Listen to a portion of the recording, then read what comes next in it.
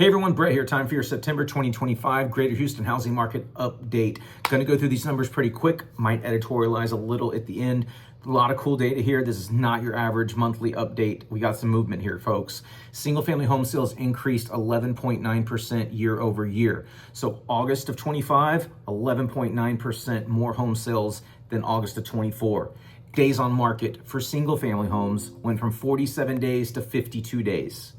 Single family median price statistically flat around 335. Single family average price statistically unchanged around 422 and change. Okay, so what that tells me is that 335 is kind of the vicinity where a lot of housing is at. That's the median. That's where on a bell curve you'd see the highest amount, because that's where a lot of properties are. So that, again, this is my opinion, that's telling me that builders are probably expanding further out into the burbs and getting further away from Houston proper. This is more new construction where the land's a little bit cheaper to acquire and develop, and builders are shooting for affordability right now. They know in the high interest rate climate, they've been doing a lot of 35, 40, 42 foot lots and trying to price new homes to where a bigger swath of the buying pool can afford.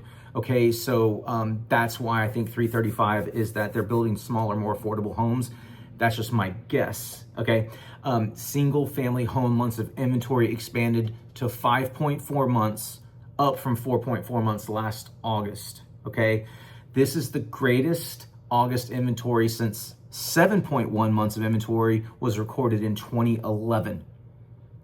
So a lot of homes out there. 14-year high for months of inventory for the month of August.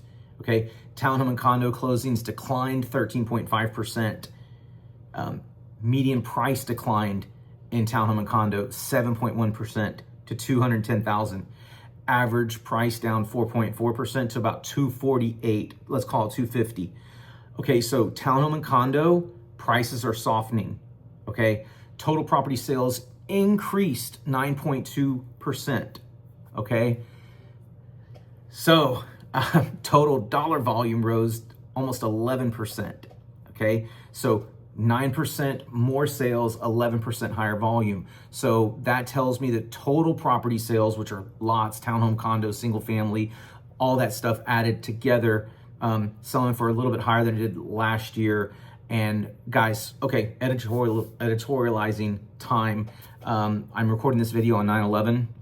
Also, I know this is going to be after I'm going to put it out, but never forget, okay? But the Fed is meeting next week, okay? And the rates right now are about at a 1-year low. And we're baking in about a 1/4 point basis drop. Everybody's anticipating the Fed to announce at their September 16th meeting that they're going to drop a 1/4 point. Well, jobs revisions number came out recently. 900,000 jobs plus have been revised down. Okay, and then also the PPI, which is like the product, the wholesale pricing inflation, came in way lower than expected. So the Fed has a dual charter. Jobs, keep it high, inflation, keep it low. So with the job report revision softening and looking worse, that's favorable for bond markets. The 10-year treasury is kind of what mortgage-backed securities follows the closest. It's not identical, but that's kind of where they look. So prices, I feel the mortgage prices and rate pricing has kind of been factoring in the 1/4 point drop. So next week the Fed might surprise into a 1/2 point. Then I think you'd see not pound for pound a 1/4 point drop in the bond, the 10-year treasury, but the bond markets. But rates are trending in the right direction. What does that tell you? The price of the asset is going to go up when money's cheaper to borrow. So I know I'm in sales, but I love you guys. This only goes out to my people, right? I do put it on YouTube, but nobody really watches it. But it's easy for me to say this is the best time to buy. I really believe this is a great time to lock in something if that's what there's no reason to wait for a year or two. If you can afford something now and it makes sense, rates hopefully will keep going lower. Right now, they're right around 5 7/8 to 6% with no points being bought on a tier 1 credit, conventional 30-year with no discount points. So when things start getting in the mid 5s or even high 4s, if it gets to that, things are going to be on fire because we're leaving the 7 and 8% climate that we've been at the last couple of years, last 3 years, 3.5 years. So, you know, guys, rates are coming down, activity is up. I mean, May and June, for whatever reason, for me and a lot of the people I talked to, was very quiet, like unseasonably and unexpectedly quiet, like a light switch was turned off.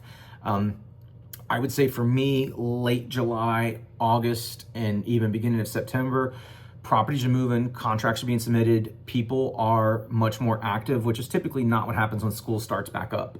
You know, summer was quiet, fall is gearing up. So that's just my opinion, guys. Sorry for going on a little bit longer than normal on this one. Just a lot of stuff going on right now. So if you have any questions about this or want to talk real estate or anything else, reach out to me, text, email, call, and I'll catch you next month. Talk to you soon. Bye-bye.